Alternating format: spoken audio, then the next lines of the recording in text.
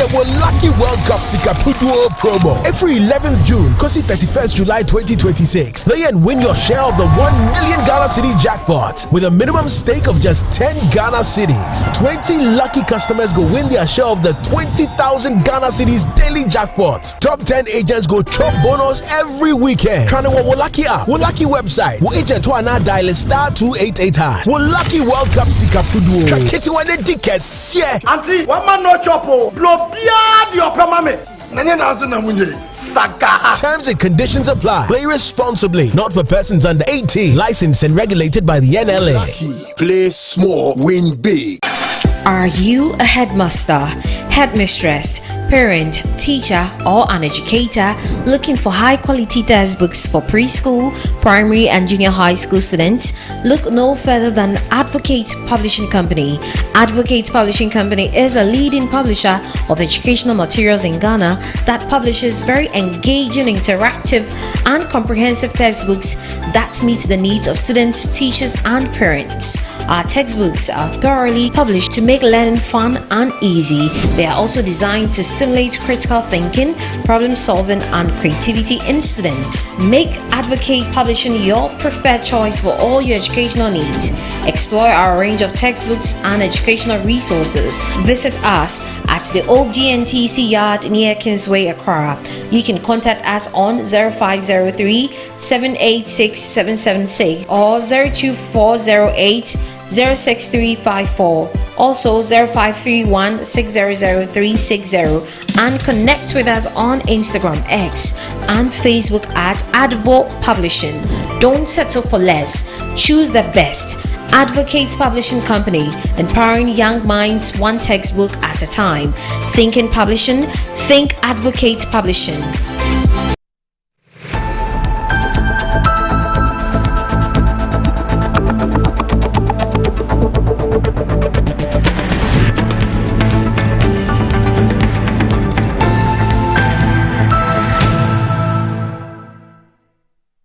The people of Ghana gave me a mandate for 1 term, and I am working hard to meet the promises I made them. And so I always tell my ministers, I say, let's number our days so that we can work harder to meet the promises we made the Ghanaian people. I know that people have gone to the Supreme Court seeking interpretation of the clause that governs the tenure of the president. If you ask my personal opinion, I thought that it was clear enough. Me, I've read it over several times. It's exactly what it says, but if they want to ask the Supreme Court, that is their business. But I know that the people of Ghana gave me 1 additional term, and I'm going to work to meet the trust that they put in me. Thank you very much. All right. You're watching Good Morning Ghana on Metro Television. My guests are here, 2 very intelligent, fantastic ladies who have taken time off their very busy schedule to help us review some of the major stories in the papers. And so joining us this morning, she hasn't been here in a while, actually. Amma Pratt is the one I'm talking about. She hasn't been here in a while. She's been very busy, not just working in Ghana, but also working outside Ghana. It's just the nature of the work that she has signed up to. She is the press secretary and the spokesperson to the vice president, Professor Nana Jane Opoku-Agyeman. It's actually Jane Nana Opoku. You know, some people get the arrangements wrong all the time. The value is the same. The value is the same. Professor Nana Jane Opoku-Agyeman is her spokesperson here. Amma, once again, good to see you. Long time. Yes, I've missed you. I've missed you too. I'm happy to be here. I've missed you too, Amma. Yeah, you're supposed to be a sister. Once in a while, look for a brother small. Every time when I text you, I'm here, I'm there. I know it's it. Okay, I'll ask you a question. But before I do that, let me just say that another sister from another mother is also here. She's called Loratu Saka Musa. She is with us here on the show. She is a member of the MPP's communications team. Loratu, good morning. Good morning. I hope you're doing very well. I'm doing well. Salaam alaikum. Yes. Yes. Good to see you. Good to see you. I always seem to flip my surname. Hey! I would rather do Musa it Saka. Musa Saka. Yes. Instead of Saka Musa, it's Musa Saka. It's actually they a compound said- name, isn't it? Well, I hyphenated it myself. Oh, okay. I was tired of explaining that the Musa was my father's name and the Saka is the actual That's true. surname. That's true. That's true. In fact, this will be the last time So some I'll of get my there. sisters don't have the hyphen. Oh, really? Oh, that's interesting. So The this is one just after me exclusive to doesn't you. use the hyphen. Okay. Okay. It makes life easier. Yes. And so it gives you But I that, have that two uniqueness. grandfathers Two who have the grandfathers. same surname. Okay. So, Saka. It's understandable. It's understandable. Let's keep it Musa Saka. Saka. Yes, please. Is there any history to that name apart from what you just said to us? Is there When you say any history, well, it's a quite respected name name there. within the Savannah region. Savannah region. Because the popular one was B.A. Saka, who was who was a politician, Okay. and at a point the district secretary Hmm. for West Gunja. Okay. Then you have his son, late Professor Saka, All right. who was also quite astute within the political science. Okay. Environment in this country, and at a point contested to be flag bearer for PNC. Right. So probably that's about it. But the Saka I use was a teacher. That's interesting. That's interesting. We've learned something new about you this morning, and I'll keep that in mind. I'll keep that in Just mind. don't flip it. I'll keep that in mind. Thank you. Yes. I'll keep that in mind. I'll allow you to come and correct me again. I'm tired. How is Prof? And you've done a number of trips recently. How have those trips gone? How productive, how fruitful have those trips been? But first of all, how is she doing? She's well. Yeah. You know, the last time we saw her, she was, when she joined the National Cleanup Exercise, she was it was like boots on the ground. She had a jeans and a top, you know, and she was cleaning herself. I mean, she's blessed, isn't she? I mean, at her age, and the fact that she's still very agile and very strong and very active, you know, I don't know what the secret is. But how's she doing? She's well. She's well. You're right. Yeah. You know, she's very strong. Yeah. And it's not just in body, it's in mind, it's in spirit. It's an astonishing, you know, thing to witness and to experience, you know. You're right. The images of her in jeans, you know, a t-shirt. She had a scarf, you know, with her boots on the ground, distilling, you know, gutters, you know, moving. And that day, she didn't just do one sport. She did a couple of rounds. Right. You know, there were places where she went and started or kicked off the operations. I say that it's always a delight to experience, you know, her leadership, and I hope that, you know, we all. You're just asking about the trips we've undertaken. Yes. I just want to say that, and perhaps I will speak myself horse on this one. Constitutionally, the vice president's role is pretty defined. You know, she supports a helping hand to the president, his vision, his mandate, you know. So her role, really, constitutionally, is to support that vision, to make it, in my words, perhaps more fluid, you know, to make it seamless, to be that quiet, you know, perhaps even behind the scenes, perhaps, you know, who is ensuring that things are moving, the seams are connecting, everything is smooth, everything is fluid. We've experienced errors or governments in the past that we didn't see that. We didn't see that connection, that, you know, and we always suffered for it. The country suffered for it. Because when your backyard is not clean, you know, when the home front is troubled, it affects everything else. It's a rippling effect on everything else. But this time, the synergy is beautiful. Every time you see them together, it's a delight, to watch. It's making things run smoothly the way, things should go. But beyond that, she's, I dare say, that quiet strength behind this administration. So I'll give a classic example. When this transport situation happened, even before it could become news for the rest of us to hear about it, Her Excellency had moved. Okay. She had moved. She had met with, all of these agencies within the transport sector, the unions, So the foundation had been laid, making it easier for the ministers to now step in and, do what they need to do. And she's doing this all the time alongside the sector ministers. So, for instance, in the room that we sat, all the ministers were there. Transport, local government, all the unions. And immediately, So before we wake up in the morning and read the headlines of, the issues have been resolved, something has been done in the back. And that's what, I'm excited about. Constantly meeting with the Ghanaian communities, everywhere that we go. And you know how important that is. Government requires accountability. You don't govern by yourself. You have to consistently and persistently stay accountable to the people for whom you have a mandate to rule. And she's making sure very quietly, very efficiently that happens.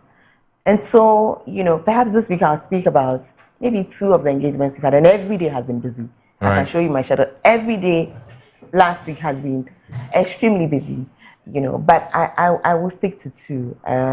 One, she herself gave a lecture at the Aquari Church for its 90th, celebration. And there she spoke about, for her, the role of the church as the conscience of the society. And I was like, oh my goodness, how profound, right?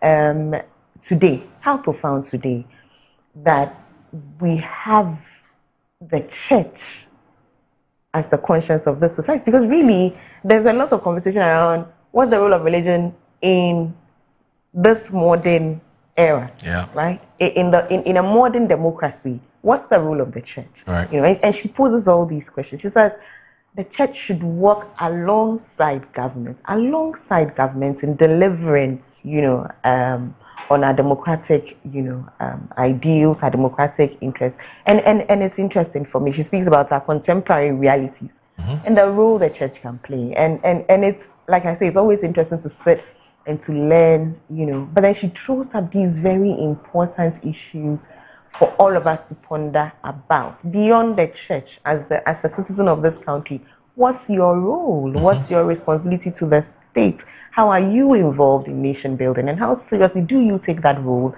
And do you make sure that, we safeguard this democracy that is ours?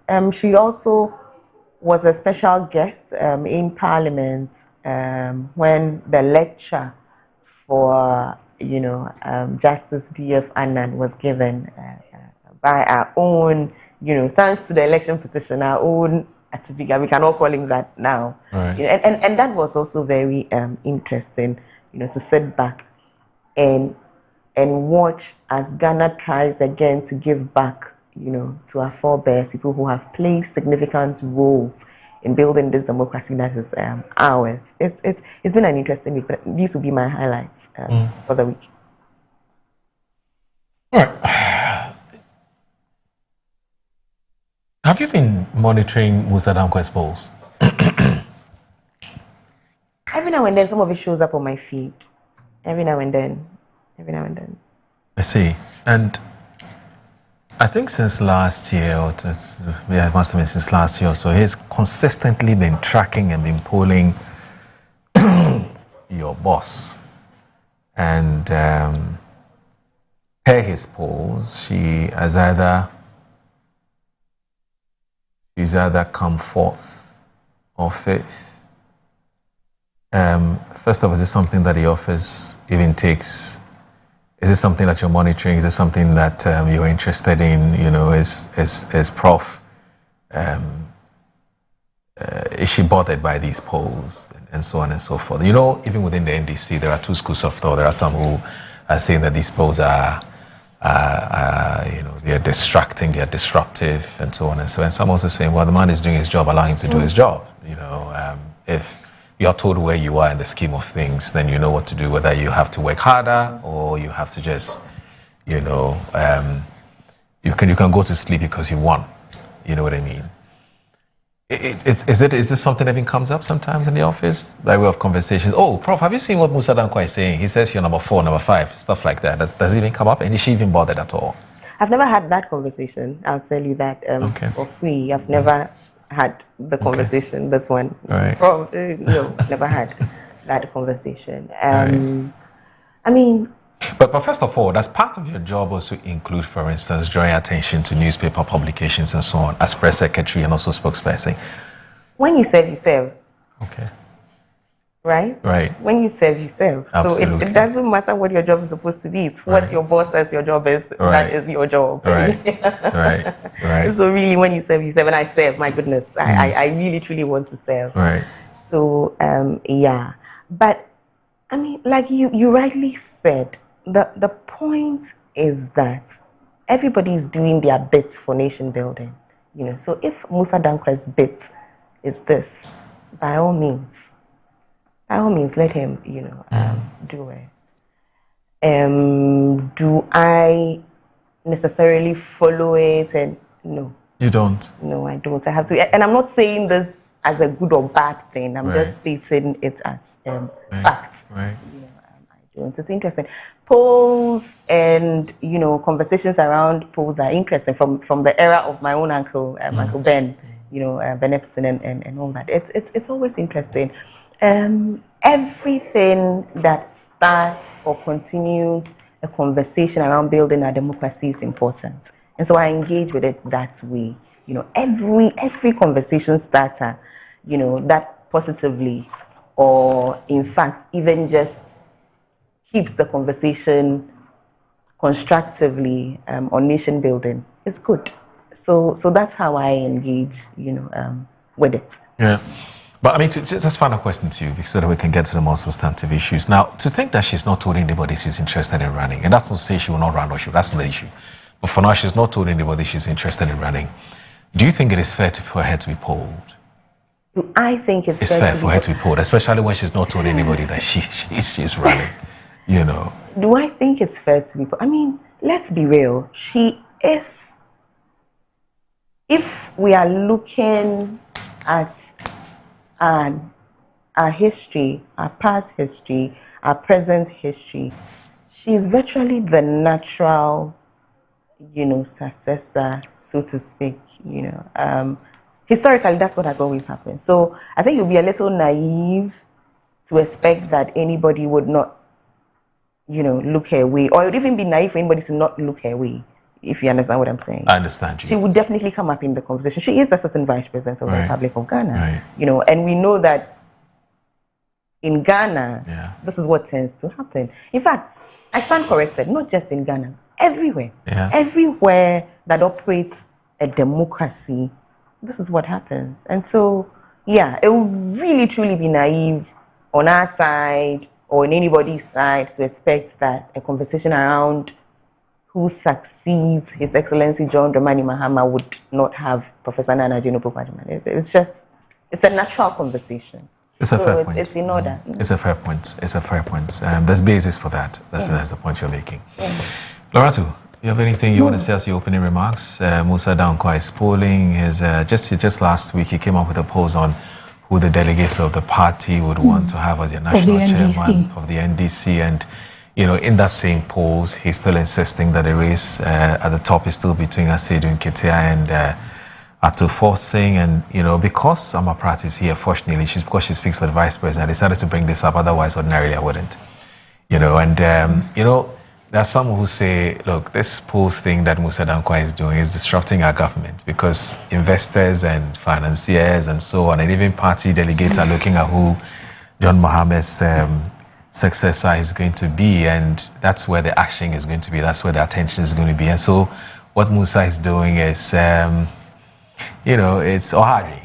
He's creating problems for the party. That's some also say, like, look, allow the man to do his job, and that ties in with the video we played earlier, where the man is saying no third-term agenda. It's been captured by today's Guardian Times. It's a case of the shoe being on the other foot. Okay. Now he's destroying their government. That's rich coming from them. Okay. They hailed him. He was the most sought after. But Amma disagrees. And I don't think it's... And I'm quite intrigued at the way Amma is trying to be diplomatic about this whole conversation. I don't know it for a fact, but you know how this political system runs. I heard that it was her team that insisted, and I may be wrong, that insisted that she be included in the polls. Okay. If you realize, Musa's polls... No, wait, whose team? It says Professor Jane's team. That's what he said. That's the information she has. No, I'll bring you. Musa's polls started without her. Yes. She wasn't part of the candidates, the potential candidates. She was polling initially, then suddenly she appeared. But at the end of the day, what is it? We have our flag bearer. We are just focused on rebuilding our party structures.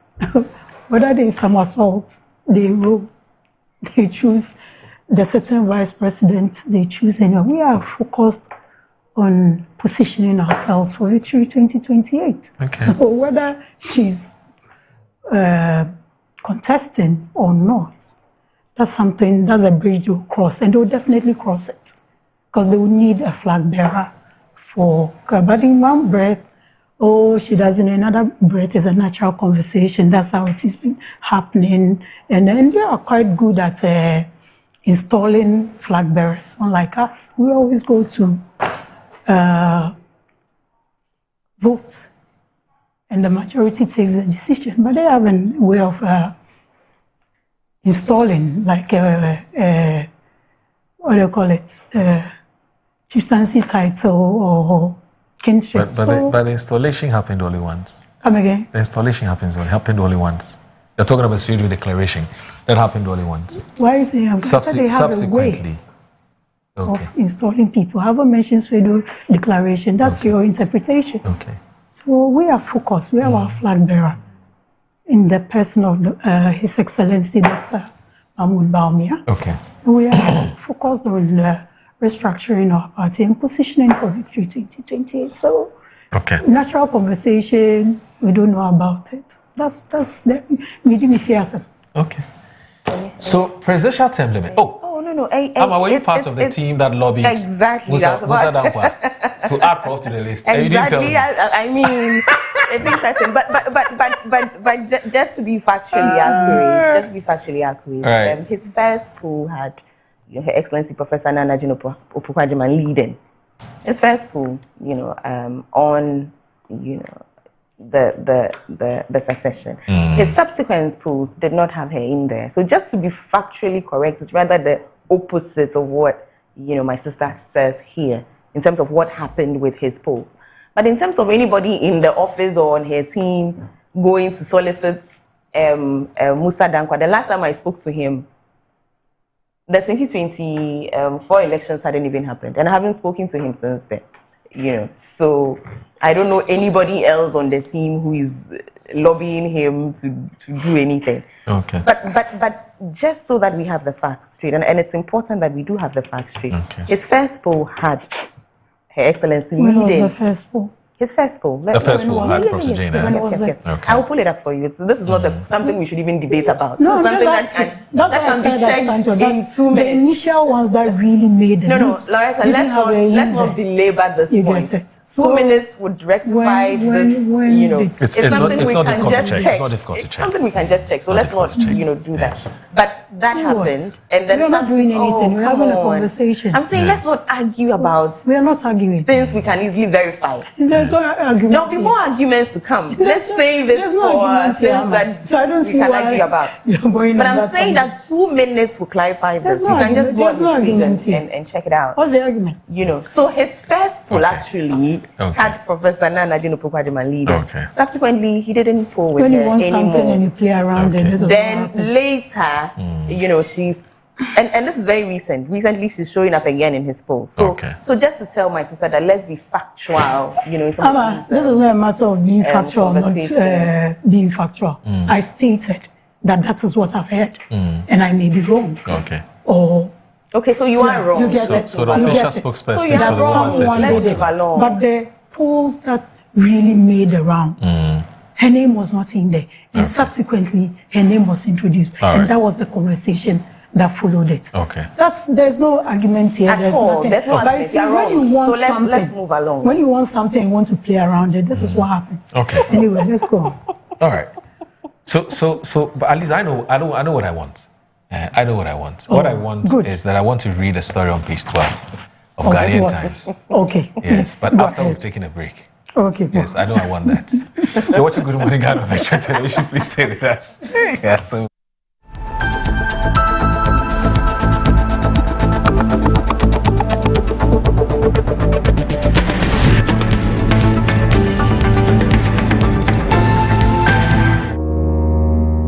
Finding my dream apartment in just 2 days was a breeze with 7terragh.com. Looking for your next home, the perfect piece of land, or the best commercial property for your business? Are you worried about sending money home for property and finding nothing when you return? Well, worry no more. 7terragh.com is just a platform to find prime lands, perfect properties, or vibrant real estate development at the click of a button. 7terragh.com is your go-to property listing platform that allows you to register, list, rent, buy or sell, and connect with correct agents. With our AI-powered smart search, personalized dashboards, verified agent connection, and interactive property maps, all your property needs have been made easier. Check us out on 7terragh.com or contact us on 0302-998-246 or 0561 032 252. 7terragh.com, powered by MNC Properties.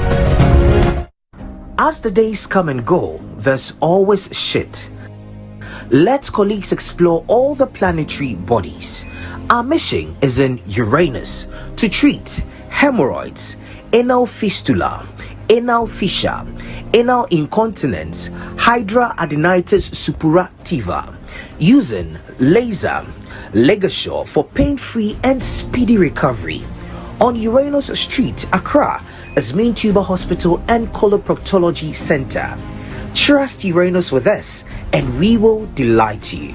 Visit Main Tuber Hospital today or call us on 0244 581 541.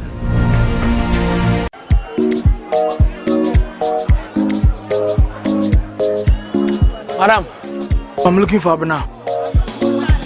Abena, there's someone looking for you.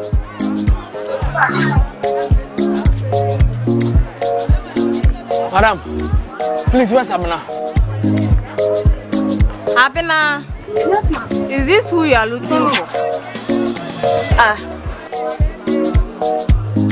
Madam, please get me Abena. Please. Della. Abena, bra. Abena. Oh, Abena. It's not Abena rice. Keep eating it.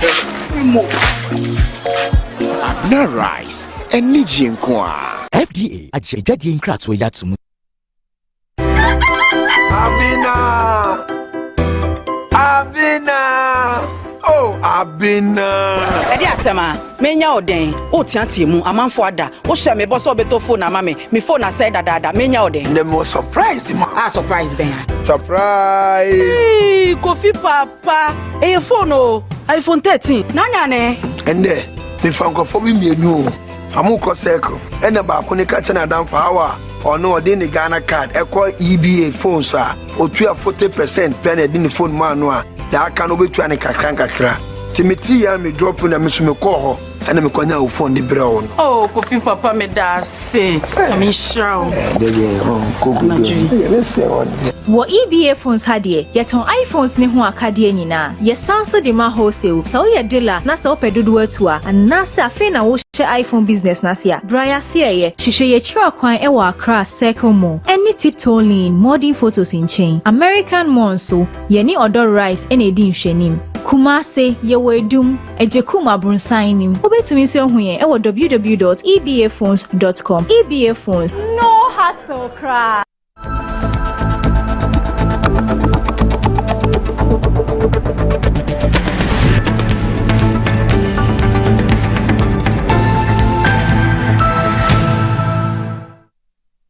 Good morning, Ghana on Metro Television. I'm here with Amma Pratt. She is the spokesperson for Ghana's Vice President and also her press secretary. I'm talking about Professor Jane Nana Opoku-Agyeman. Also here with us is Loratu Musa Saka. She is a member of the MPP's communications team. So I'm going to read the story, ladies, and then I'll get you to give me your thoughts on this. So Julius Yapeteti and Samuel Mewode, who are reporting that President John Dramani Mahama has reiterated his resolve to respect the presidential term limits provided for under the 4th Republican Constitution of Ghana. The president said he was aware 2 citizens have gone to the Supreme Court seeking interpretation of Article 661 and 2, which stipulates that a person elected as president shall hold office for a term of 4 years, beginning from the date on which he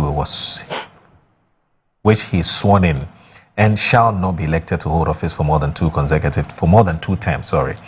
Now, during a citizen engagement at WHO on Friday, on his 2-day Resetting Ghana tour of the Volta region, President Mohamed said his understanding of the provisions was unambiguous. The people of Ghana gave me a mandate for 1 additional term. I'm quoting him. And I remain fully committed to fulfilling the promises I made to them. Although some people have sought an interpretation from the Supreme Court regarding the constitutional provision on presidential tenure, my understanding is that the Constitution is clear, the President stressed.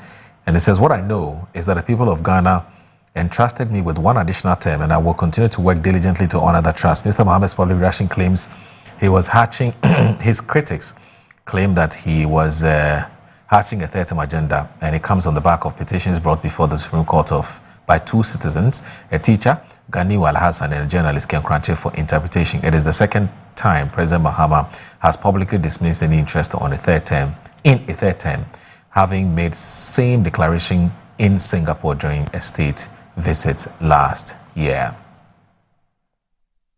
All right. Laura. No. Should we now allow sleeping dogs to lie? Or you still think that there are still more questions? Because some of your colleagues, and I'm not going to say is an MPP position, but some of your colleagues were very, very certain in their minds that there was some attempt to get John Dramani Mahama to go for a 3rd term, and they found a way of connecting this Ganiu Al-Hassan's petition. Some of them were even saying that he was the one who was sponsoring it. Just last week, I sit here almost every day when some of your colleagues come here, they reiterate that point that Mahama, in fact, the arrest of and subsequent detention of your director of communications, Miracles, was actually being connected to this 3rd term agenda, where some of your colleagues were saying that he was being arrested because there's a certain attempt to gag people who potentially can expose that intention by President Mahama, and that's why Dennis Miracles was arrested and so on. So from where you said, I haven't heard you comment on this matter, so I'm going to be fair to you. But do you think that from what the president has said, we should just allow sleeping dogs? Let's move on with our lives. There's no any 3rd term matter. We're good to go. No. Conversations don't just happen in isolation. Okay. Conversations come up. In context. In context. And this conversation of 3rd term for the president is something that even you have heard people within his government and party push for. Right. Right. And anytime it comes up, he also gives oxygen to it by repeating it and going into it. Just a couple of days ago, I heard him say he himself has been reading the Constitution over and over again. People will interpret it in so many ways. Why are you reading it over and over again if it's not something that you are thinking about? Someone may also say, okay, just for him to understand what it is. So I think that the person who can let sleeping dogs lie is the president to focus on what is mandated. Because Article 66(2) is clear. I mean, not to quote, but it fundamentally says a person who shall not be elected into office for more than 2 terms. And why do we have this 2-term limit? It's because of the experiences of the military regime and how power was abused and can be abused if there are certain limits are not put in place. So this conversation of every day, when someone raises something, the president has to give it credence by responding to it and all that. Probably if he also stops giving it. Because look, people look at the way you do things and also speculate or interpret or have their own ideas about things that we thought could never have been done in this country. Like the removal of a Supreme Court's, the head of the Chief Justice was done. So people have every reason, especially in the wake of conversation on increasing term limits and all that with the Constitutional Review Committee and all that. All these things will come up. Right, but I think that he said it once, but continuous repetition of it does also prove that there's no interest in it. So the best person to let sleeping dogs lie is the president himself, with all due respect. Because when he doesn't talk about it, it doesn't get mileage. But this is a conversation that people within his party and government are, because they also anticipate a certain chaotic situation in terms of who will succeed him. You know, look at all that is going on. Ministers fighting each other, ministers alleging that they are being starved of funds to operate in their ministries because they are also interested in succeeding the sitting president. So all these things will get people to speculate and come out with some of this. So if he gives it, he stops giving it mileage. And with some of the actions they are taking, if they put a stop to them, but then if you were in the president's shoes, and I don't have any doubt that someday you can be president, but if you're in the president's shoe and you have civil society organizations, you have some members within your own political party who, on the account of the 2 citizens of this country who have gone to the Supreme Court to seek the interpretation of the court on Article 6661 and 2, asking him to again comment on this matter and to state clearly without any ambiguity that he's not going anymore.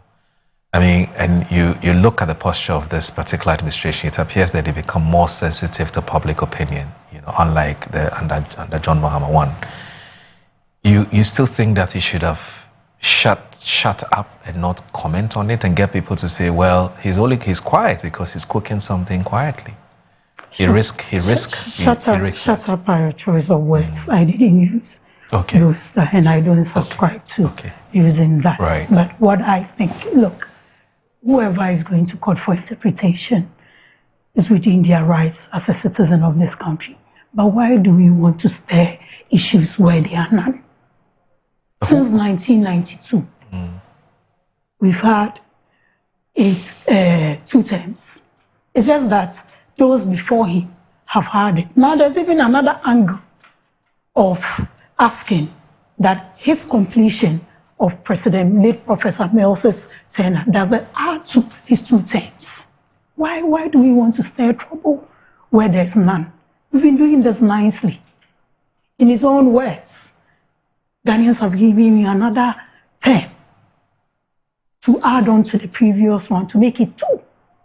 2028, we all expect that we have a new candidate coming from their side contesting for the president. I think sometimes we need to be able to also encourage people or discourage people from stirring some of these unnecessary trouble, for lack of a better description. What is it? It's clear. And I want to believe that the framers of the Constitution anticipated some of these things. That's why there's no conservative, there's no 2 terms, well, there's no description, it's open. I think Article 66(2) is clear enough for us to know there's 2 terms and 2 terms. Whether it's one after the other, one comes after 10 years, it's 2 terms. But some of the conversations we stir up bring some of these speculations and some of this fear. What do you entertain. What do you make of the counter argument? It's a fair point. Which is the counter argument being that how does a citizen of this country who is exercising his alienable right to go to court to seek a clearer understanding of what the Constitution has said, how does that become a reason for some members of your party to then seek to create a nexus or some correlation between this court action by these two citizens and the fact that John Mahama is very much interested, or John Mahama is doing everything possible, as some of your colleagues have said here on this platform, to get or to seek a third term. Don't you think that perhaps if we had allowed these citizens to go to court and get the courts to pronounce its decision on the matter, and then we can have a discussion about it, rather than trying to connect or to link the president to these two actions by these citizens, to the president's, to John Mahama's, what you call Nicodemus actions, to try and seek a third term? Don't you think that is what has brought us to where we are? Has anybody stopped these citizens going to court for interpretation from going? No, nobody. Nobody. Outside of the divide. Nobody has. My colleagues are also expressing their opinions. Like I said, there are conversations that go on. Some within the circles you find yourself in. There are conversations that goes on, and some of those conversations shape your thing. And I also said that, look, when you're dealing with a certain group of people, and they will go at any length to even do things that nobody ever thought could happen. When you hear some of these things, you also need to be careful. So if people want to go to court for interpretation, and others are also sharing their opinion and their understanding of what the situation is, I don't think it's far-fetched. You don't. The problem I will have is someone stopping, forcefully stopping another person from seeking their... So do you then understand why we are where today, why we are where we are today with this conversation? What? The reason we're having this conversation is because of the fear, or because of the apprehension that some persons had, instead of just allowing these two gentlemen to just go to court and seek that interpretation. When there was news, I think, if my memory serves me right, it was from one of these alleged NDC-aligned papers that said there was a Council of Elders meeting and all that to impress on the president. I don't know whether you to impress on the president. Yes. It was before one of his trips. I recall. To impress on him to go for a third time. No, that I don't recall. What I recall was the paper report. I'm sure it was an informer. I don't. Yes, I think it was an informer. What the informer reported was that the Council of Elders actually went to see the president to ask him whether there was any conversation. The president told him no, he's not interested. Who started the conversation? It was from there. It was actually there were a series of meetings that were here. It was just one of the issues that came up. And on the back of that, there was also another reporter that it was Ahmed's boss that was going to succeed. We've read a lot of things. They start the conversations. They bring these issues out. They report them. We don't cook them up. Right. They bring it just as when our issues come. They join in discussing them and sharing their opinions. That's the same way when theirs come. But don't you... We also join in and share our opinions and come out with what we think the outcome will be. So don't you think that perhaps after the president publicly stated in Singapore that he wasn't interested, that should have ended it? Probably if he hadn't gone again to state it again, probably we wouldn't have become a conversation. Even after the president we're having this conversation because there's another video showing the president talking about it. No, what I'm saying is that after the president in Singapore said he's not seeking a third term,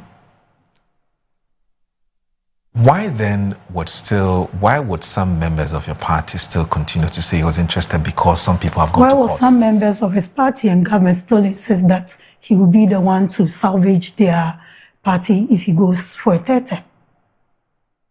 So they are bringing the conversation and also having it with them. You could have said, well, so it's I not, don't see why you could have said it's not possible because the president said it's not. How can we say it's possible? Because when the person in there is telling you, then you know that they can do things that are impossible. How do you sit on the other side and say it's impossible? Right. Right. I don't think we sharing our opinions and being strong about it based on what they are communicating puts the burden on us. They're the ones who bring the effort. They're the ones pushing for him to salvage their party by going for a third term. Right. Not us. Okay. All right. Let me bring in Amma. Amma.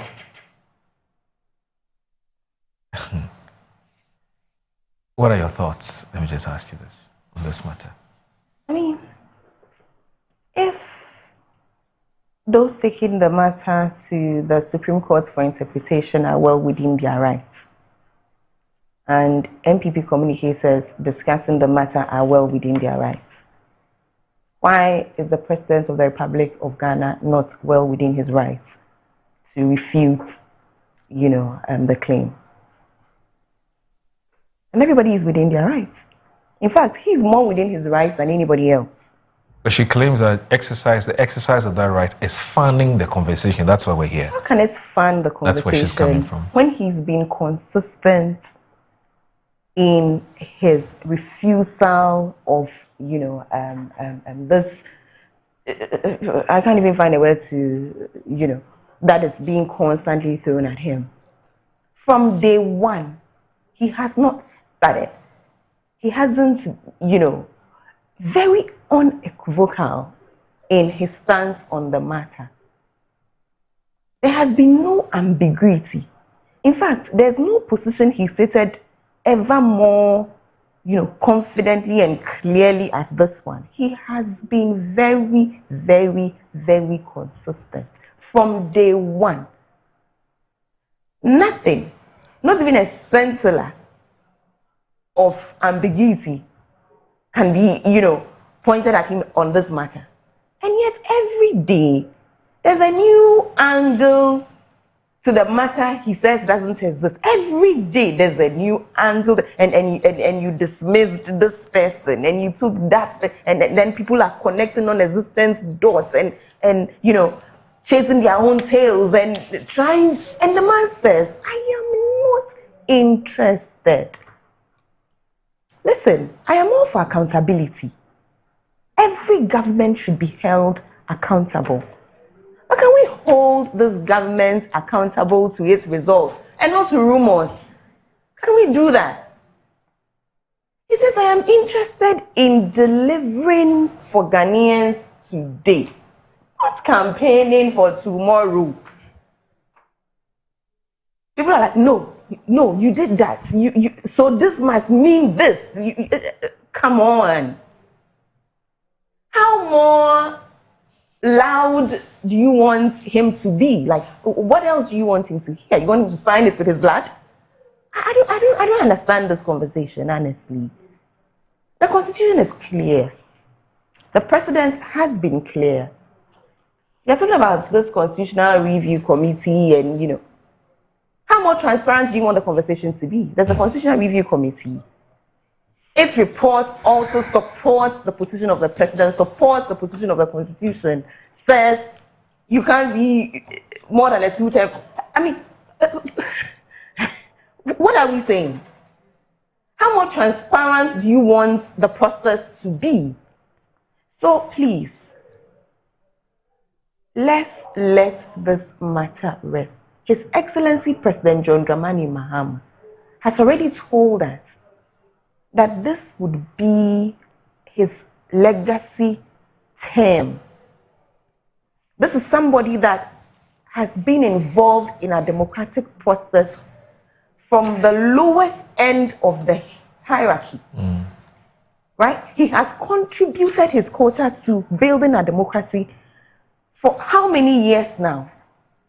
In every sphere, from DC, Member of Parliament, Deputy Minister, Minister. You mean as an assemblyman? Even as an assemblyman, right? He's telling you even today that he spent a lot of time reading the Constitution, and even that has been a problem. Why is he reading the Constitution? Why is your president reading the Constitution? Right? So please, this man, His Excellency, President John Dramani Mahama, will not go down in history as the supreme leader. His words. He says, I will not go down in history as a supreme leader. He is not about to tarnish years of public service by suddenly becoming undemocratic. Somebody we've always known as a consummate Democrat. It's not today. After serving as president twice, where the people of Ghana themselves are chasing him and begging him to come back. It's not today that he's about to soil his legacy. So please, let the matter rest. The president says, I will not. The Constitution says, you should not. The Constitutional Review Committee says, you should not. Even the NDC that Lorato speaks about. What is the NDC saying? What are the executives, the top executives of the party saying? Let's quote someone like the Honorable Fifi Kweti. What is the party saying? Everybody is clear on this matter, but for MPP communicators. Everybody is clear. So please, much ado about nothing. Rest. There's no issue here. I see. So the arrest of Miracles and some other spokespersons of communicators of the MPP is not connected to gagging people from commenting on this item agenda. Correct me. Has he not been arrested to account for his stewardship of a public entity? How does that have anything to do with the tenure of a president? I mean, clearly, everything is going well in Ghana. We don't have anything to talk about, honestly. We don't have conversation. Right. We don't have any scandals to talk about. We don't have, So we sit and think, what did we talk about? Okay. Let's plug non-existent issues from the sky. Come on. All right. So Amaprat and Laura said we should move on, so we'll move on. The president has made a definitive pronouncement on this matter. I guess that they should rest it. They should rest it. He said he's not interested, so let's move on with our lives. But there's one other issue which we cannot move on with. We cannot move on with our lives, even though it's been passed in Parliament, because there are still issues.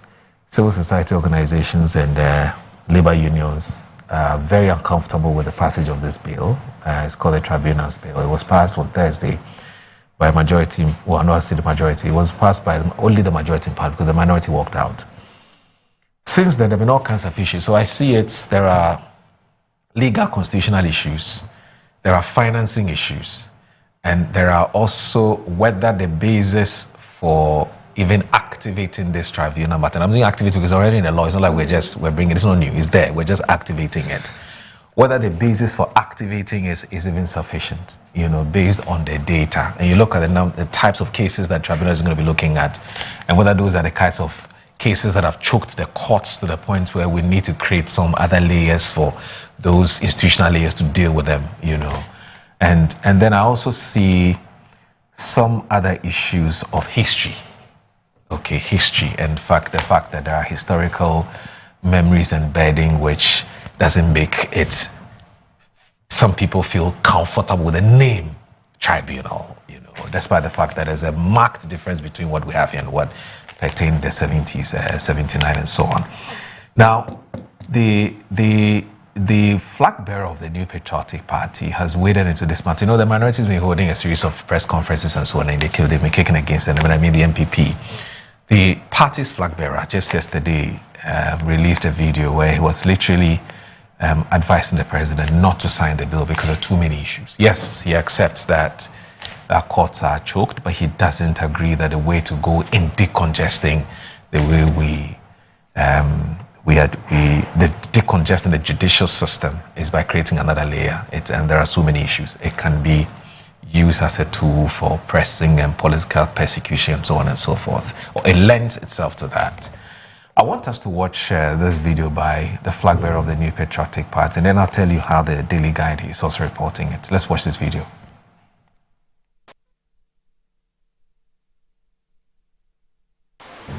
Hello, fellow citizens. I speak to you on a matter that has the potential to reshape our justice delivery system, confidence in our judiciary, and the future of our democracy altogether. The attempt to reintroduce tribunals into Ghana's judicial system. Last week, Parliament passed the Tribunals Bill 2026. The mandatory one-day interval between the consideration stage and the third reading was waived so that the bill could be passed on the same day. The minority's objections were voted down. Organized labor objected loudly and publicly, but was ignored. The bill will soon be transmitted to the President for his assent. I have one respectful request of President Mahama. Mr. President, do not assent to this bill. Pause and let the nation ponder and deliberate on this very important matter. This is not a partisan request.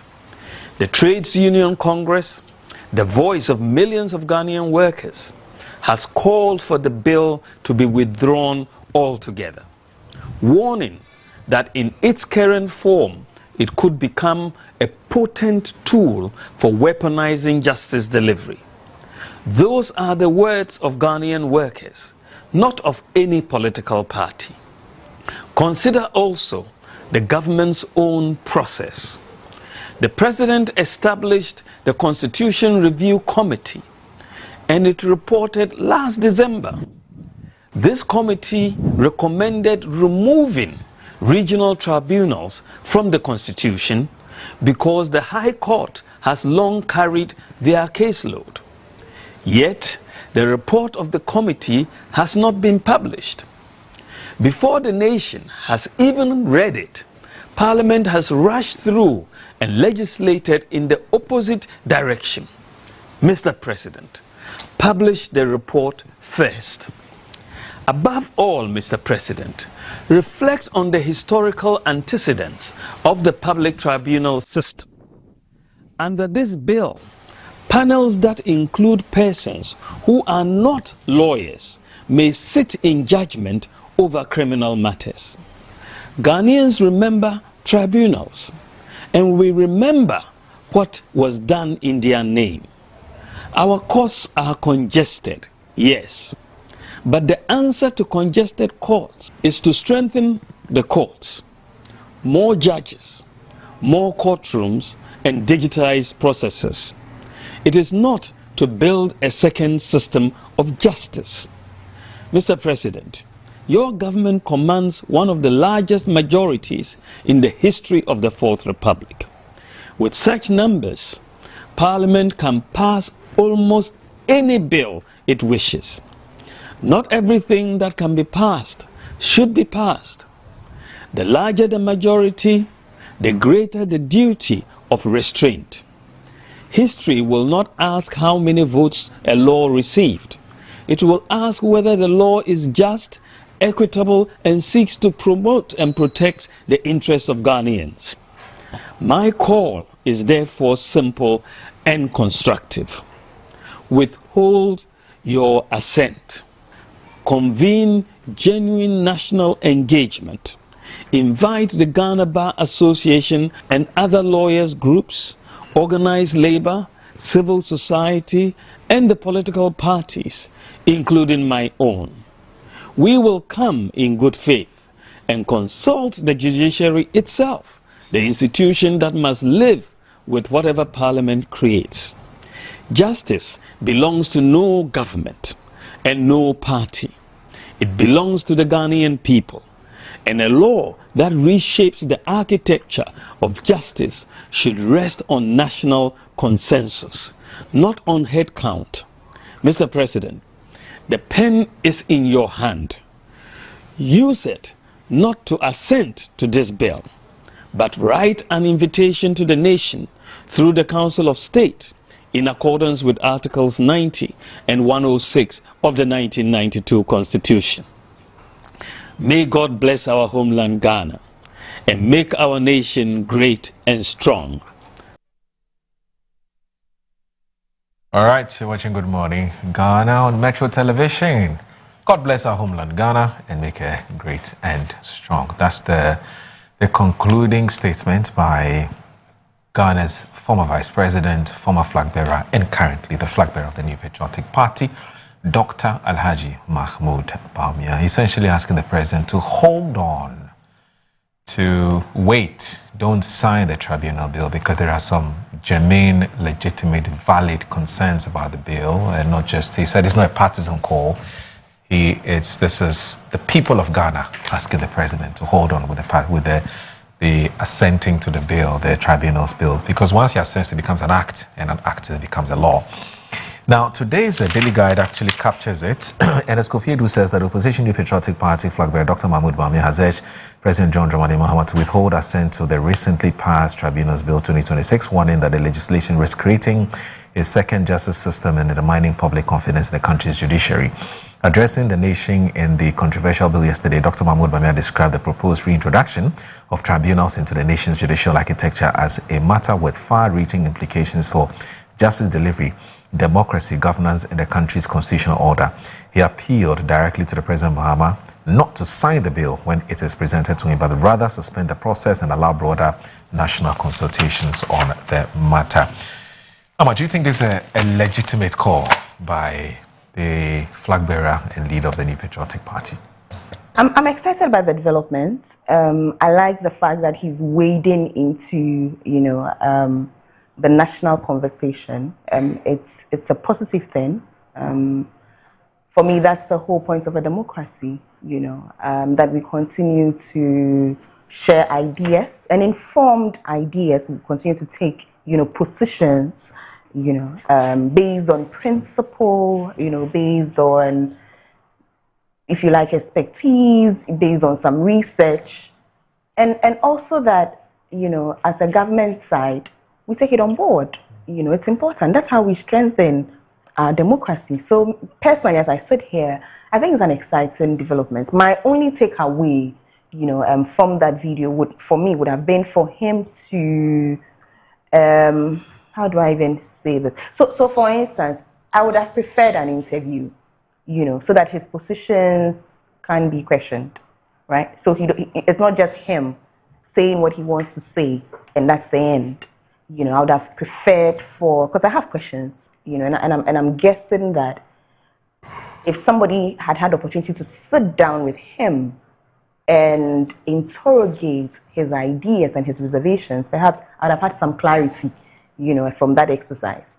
Maybe in a better form way, done in this way. And that's not taking anything away from what he had. It's just to say that perhaps maybe going forward, an interview would have been better so that the views are challenged, so maybe better explanations are given. Because what he did, like I'm saying, it's exciting, it's important. What would you, before you go ahead, what would you have asked Dr. Mahmoud Bawumia, which he's not already answered in the tape, in the presentation that he's already given or made? So for instance, the clause 4 argument he makes. Okay. I think he overgeneralizes, and forgive me, I think he I don't want to sound like I'm being combative, but I think he plays the gallery a bit, by overstating public opinion. That I think he's in a better position, to have deeper understandings of, if that makes any sense. Because he knows the import of the clause 4, right? And it's simply to get technical expert input into judicial decisions. That's what it is. That's what clause 4 is about, right? Because if there are very technical issues to be handled, which is the whole point of this bill, right, is to handle specialized cases to do with galamsey, cases to laws to the state. These are very specialized, very technical fields, So if the import of the clause 4 is to get the technicians in there, so it's not just the judiciary looking at the facts presented to it, facts that might be compelling based on the person giving it, you don't have institutional knowledge, you don't have institutional, understanding, you don't understand the backstory, of this technicality. I mean, I find it prudent that we are opening the doors to the people who know to come in and help with the decision making. I would have thought that that's actually a plus, for the bill. Okay. So it's not just because, let's be real, lawyers know the law, they don't know tax, right? At least those that's not their field. Or judges know the law and know as much as they can, but they are not experts in some very technical fields. So I would have thought that it's a plus to get the experts in there. For me, I mean, think about it. Which organ of the state is opening up its doors to technical men to come in and help them? It's a positive thing. Okay. So I would have asked him questions about the clause 4 because he seems to suggest that the clause 4 is problematic. Right. So that's where I'm a bit, because that's the one thing that I thought was actually so you'd have sought clarity on that? I would have sought clarity on that. If you were interviewing him? Yes. Okay. I'll say, please expand on this and explain to me how this is bad. That's fine. And others. Okay. There are other things, but I'll leave it here. Okay. Listen, nobody can run away from the fact that as a country, we have historical baggage when it comes to tribunals. Certainly not me sitting here. Most definitely not me sitting here, right? So, yes, there is that baggage. From what, 1982? I think it was PNDC Law 24, and then I think 1984, and then became it actually started from 1979. Do you understand? Yeah. And these tribunals, we remember, well, for me, not clearly, because I was just a baby, I think. But I lived through, and I'm being very emphatic on the lived through. I lived through some of the excesses of these tribunals. And so, yes, there's that historical baggage. But the constitution of this country, the 1992 constitution, sought to right the wrong.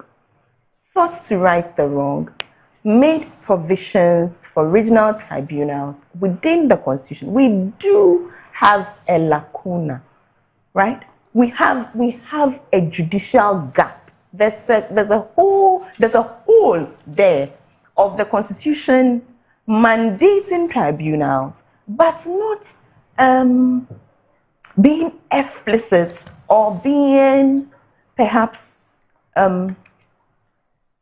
clear on exactly how these tribunals should exist, should operate, the extent of its power, and things like that. When you go over the bill, not only is the bill sort of giving oxygen to something that's already in our constitution, it is expanding on it, right? It's taking the powers from the executive and giving it to the judiciary. Who has oversight responsibility? It will be the Judicial Council.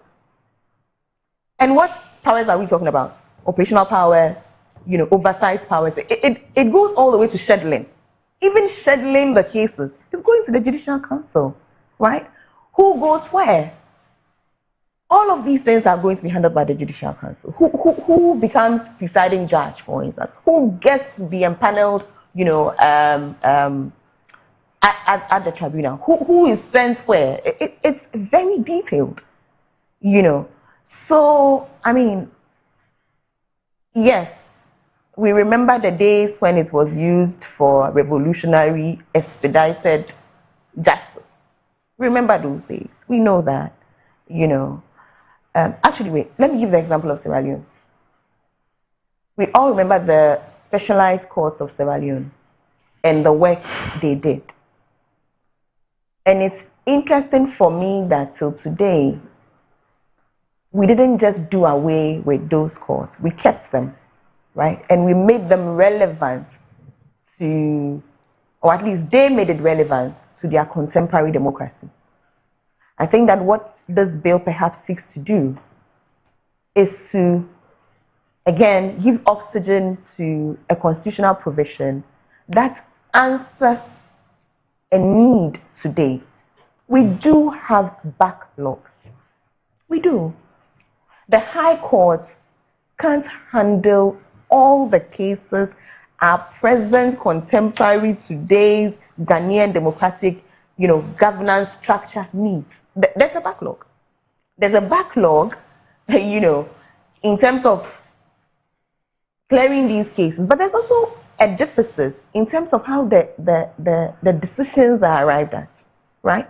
So, I mean, any call that says, let's expand the conversation is an important call.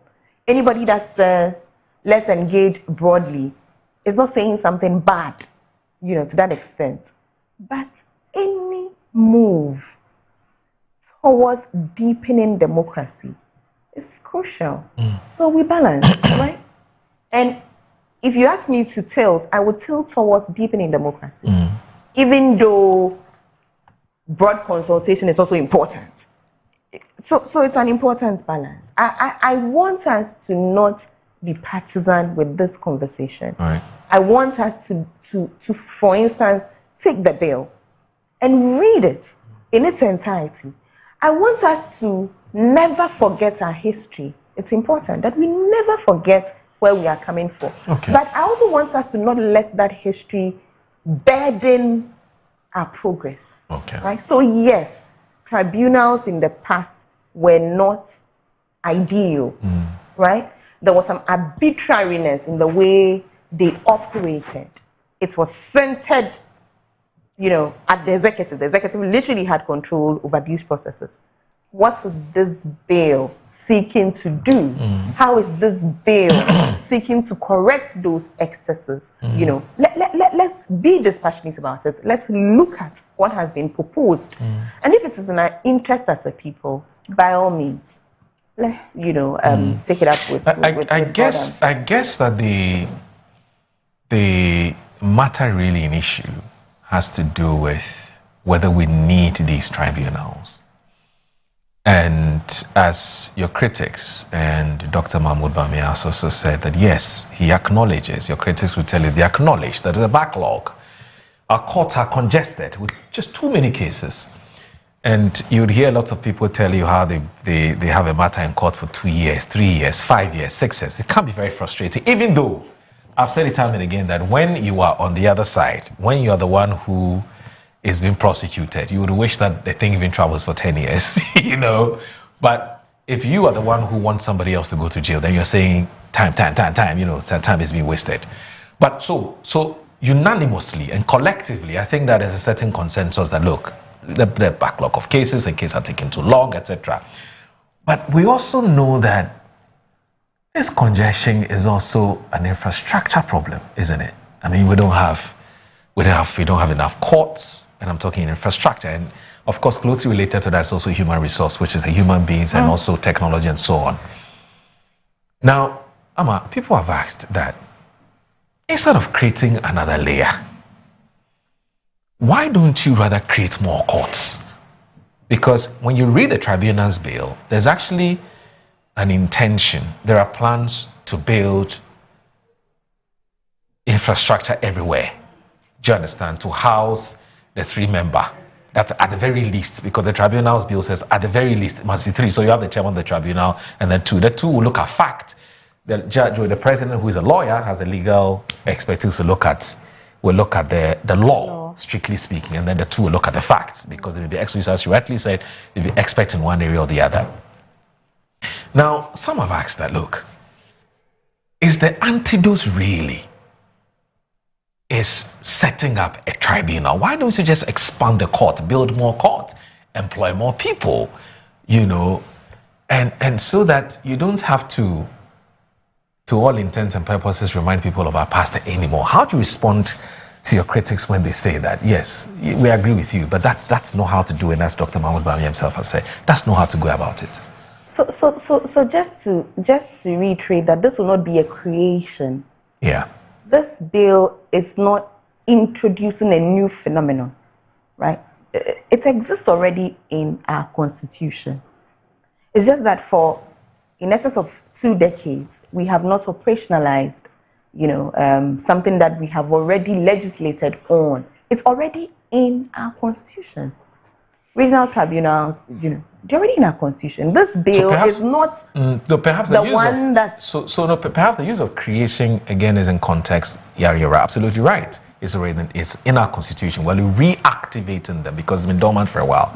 So why are we reactivating? Because the reactivation is going to come with its own cost, which is, like I said, we have to build. But we do have to build. You said yourself. Yes, we earlier. have to build them. Yeah. And also remember that, unlike in the conventional, normal courts, traditional courts, where you have just a judge, now we're going to have 3, at the very least, at least 3 people. It could be more. Now, remember that all these 3 are going to be paid. That's extra cost to all of us. So those are the questions people are asking, that looking at the cost, they're looking at the cost, and looking at the fact that we now have to set up the infrastructure to be able to activate this tribunal system. Aren't we better off just expanding the courts rather than reactivating the tribunal but system? That's precisely expanding the courts. Okay. What is happening. It's precisely that. It's precisely expanding the courts. Right. If we all agree that as a growing democracy in today's 2026 Ghana, we need more courts, we need more experienced adjudicators, then it's the cost of democracy. And we need to do it. You have been more eloquent about why we need, to expand the terrain. And so for me, that conversation is moot. I don't think anybody is in disagreement about the need to do that. I think the only conversation, the only argument, perhaps the strongest argument against this bill is this whole historical baggage conversation. That's it. Any other conversation for me is moot. Because yes, we have a backlog. Yes, we have specialized needs that need urgent attention, like Galamsey. Okay.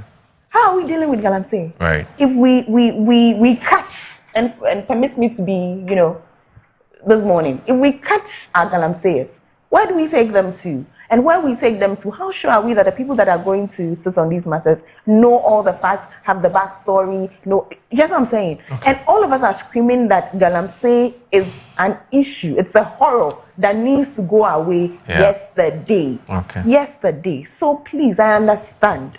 I get it. Nobody will better understand this than me sitting here about tribunals, right? In our country's history.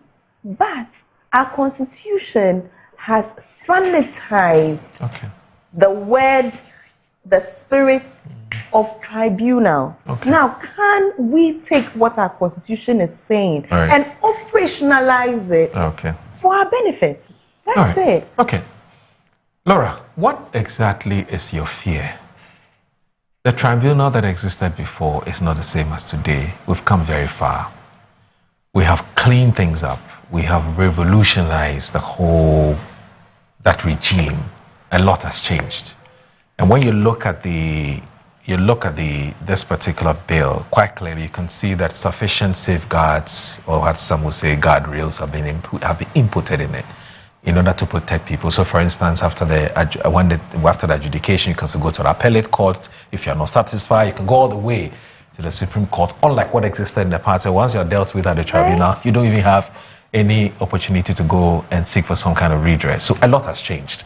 So what really is the concern? What really is the basis for this anxiety? What really is the basis for this apprehension that some of your colleagues have about this tribunal? I mean, we should rather be happy that now we have more avenues to deal with people who are tormenting our environment, the Galamsey people who are evading taxes, people who are into narcotics, etc., etc. Why aren't you rather happy? Why are you rather concerned, Laura? Well, this morning your choice of words is quite interesting. But I wanted to ask you, Anama, have you read the recommendations of the Constitutional Review Committee? It's against it. Have you read it? All three. Have you read the memorandum that the Attorney General sent for this bill? Right. And let us be emphatic. Dr. Bawumia sought to amplify the voices of Ghanaians. Right. Let's be clear on that. It's no anxiety from us. It's not we trying to find fault. I must say this, it's important to have a broader consultation. If the government had listened to TUC, if they had listened to GBA, I don't think Dr. Bawumia would have come out to amplify what they were saying. It's because they were ignored. And these are the people these things affect. And let's also have it on record that Dr. Bawumia is not seeking to stampede anything. He's amplifying the voices of Ghanaians, and we know what the TUC stands for. We know what the Ghana Bar Association stands for. They are part of the Judicial Council. So if these people are talking, and a man who has the interest of Ghana at heart and seeks and aspires to lead this country again, he will not sit aside and let the chaos happen and assume that he'll come and fix it when he gains the realms of power. That is not the mark of a conscientious leader. He didn't come out to stampede anything. He didn't come out looking to cause trouble. He just amplified the concerns of Ghanaians. That was done mainly through TUC and the Ghana Bar Association. And these are the custodians of most of the laws we have in this country. Right. So when you go to the recommendations, one of his focal points was the recommendation from the Constitution Review Committee. And they were explicit.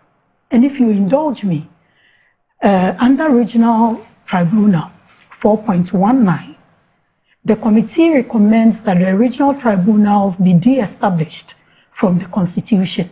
The committee notes that the High Court has been handling the caseload of regional tribunals.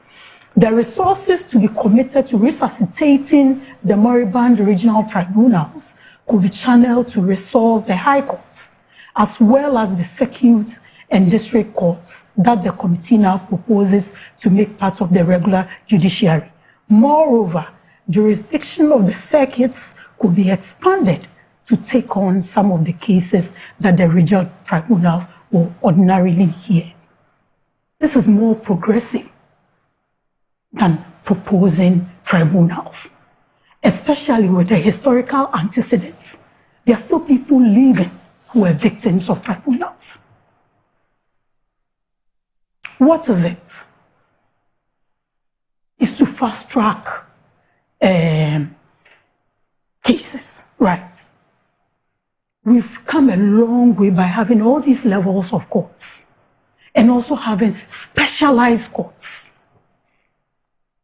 So if we have money to set up tribunals, wouldn't it be prudent to put it in the setup?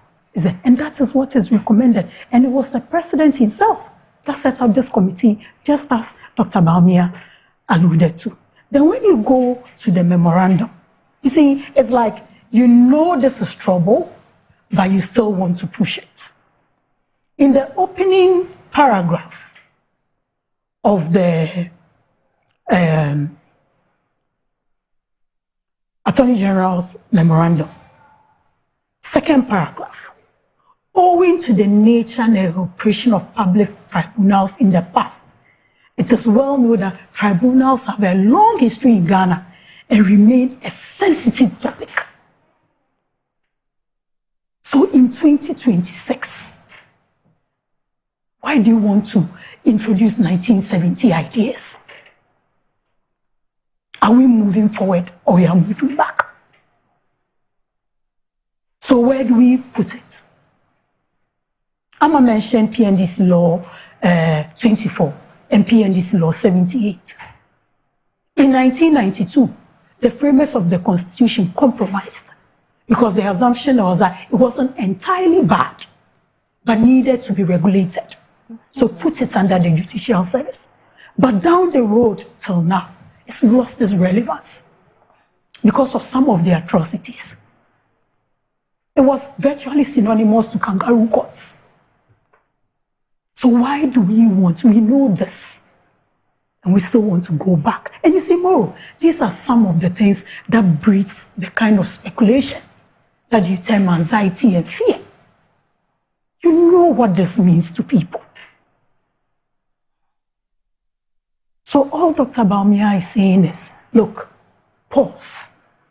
Let's do a broader consultation.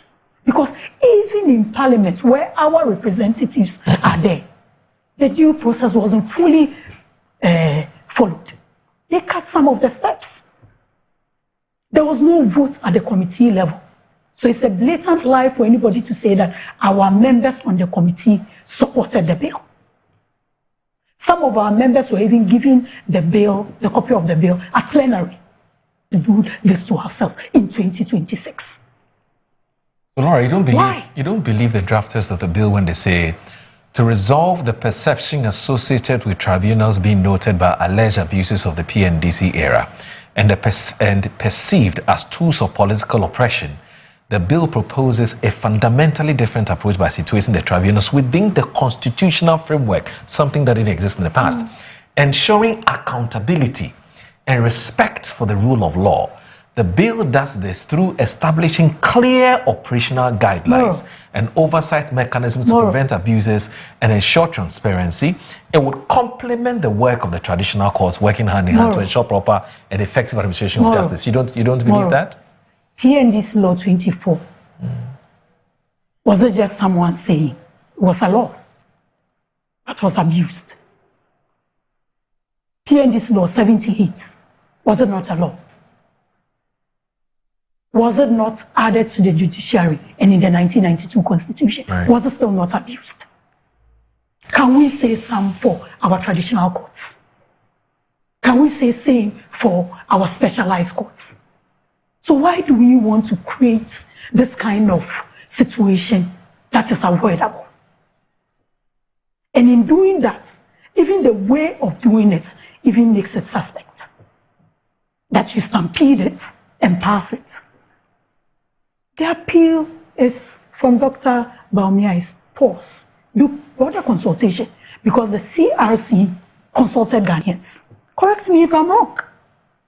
The CRC consulted Ghanaians. Yeah, they did. And this was the recommendation they made. So what's this rush to pass this bill? What do they want to do with it? It's interesting Ama goes with trying to bring in Galamsey. What was their promise? That the people who were on the field were not the ones to be arrested. It was the financiers. When you go and mention, they'll mention, oh, we have room to me. But since 7 January to date, what have they done truly to keep Galamsey? Then you quickly come and rush this bill. And you think that we should be happy? Yes. Forget about, and Dr. Bawumia stated emphatically, this is not a political request. It's a request in the interest of Ghana and amplifying the voice of Ghanaians, TUC and Ghana Bar Association. So if you are not listening to these people, definitely as someone who has the interest of this country at heart and knows what history gets, and to quote him. And I was saying that, look, Moro, just as history tells us what was done in the name of tribunals and the atrocities that were committed with it, and the weaponization of sin.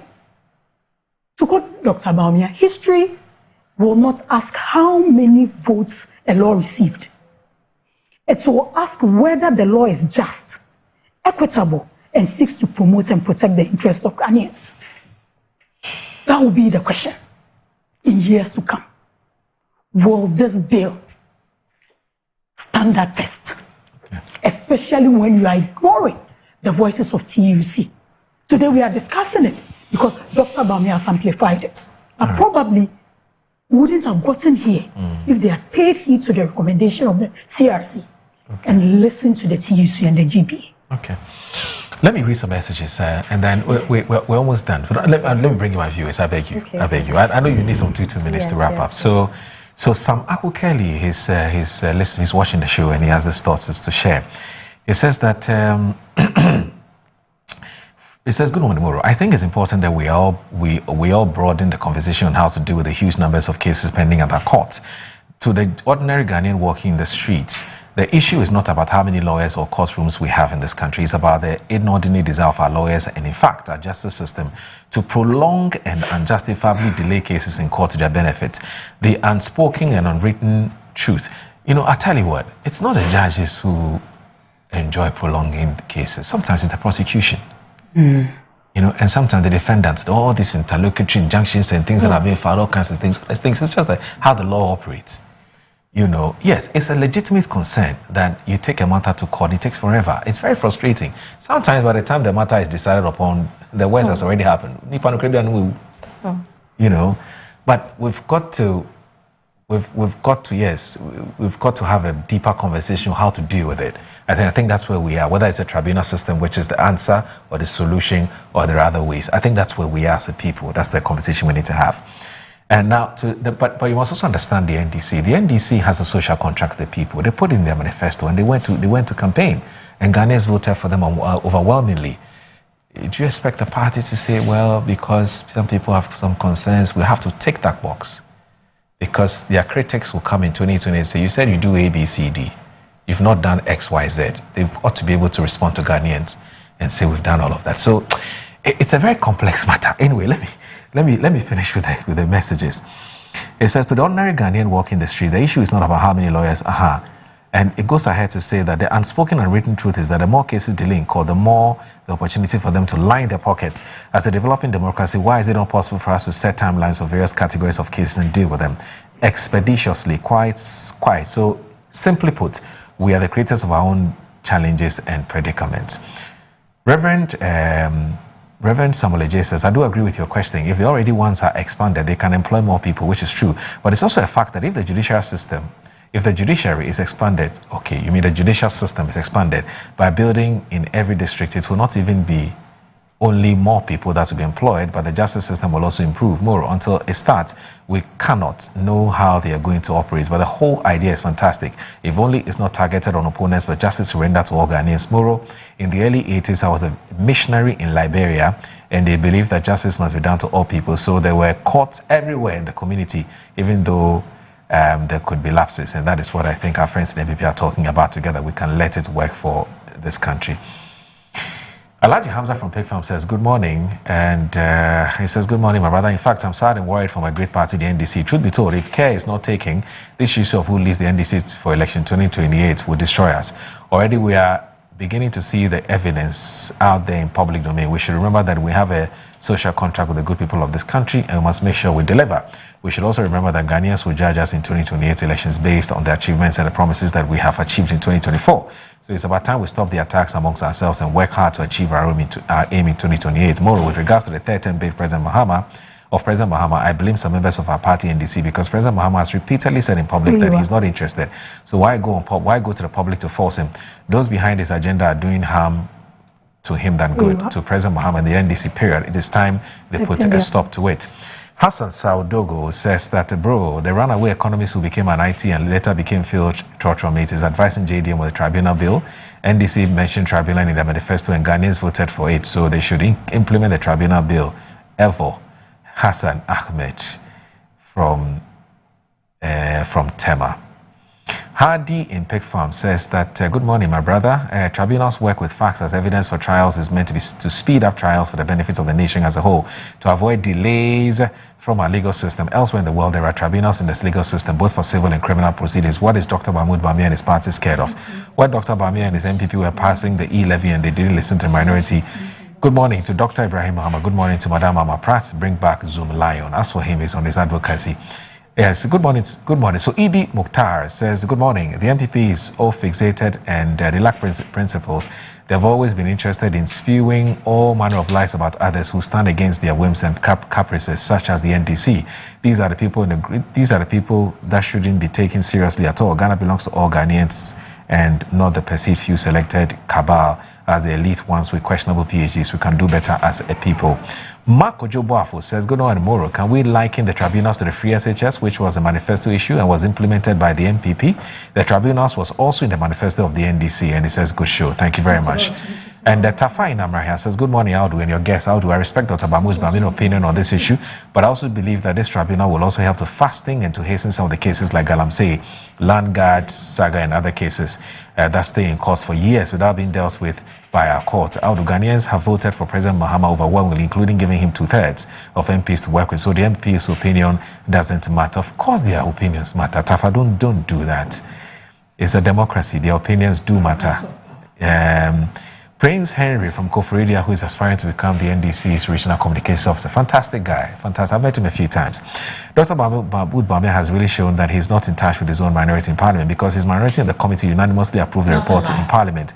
You must be a thief to run away from the police, and the MPP has shown to be there. Oh, come on. Don't do that. That's too harsh. The tribunal will also create employment if the NPP is not aware. God bless our homeland, Ghana. And I'm going to end with this before we're... So Carlos from Wododojojo says that, let me use this opportunity to commend you. Over the past 5 or 6 months, I've observed that you often pick stories from the Daily Guide for discussion. You're doing well in giving them attention. And that is why I want to commend you. Oh, yeah, you Carlos. My issue is with this tribunal matter. Why are they so afraid of? Is it because they believe they have embezzled public funds and mismanaged the country's resources? They think this government will use the tribunal to recover the money they allege they took.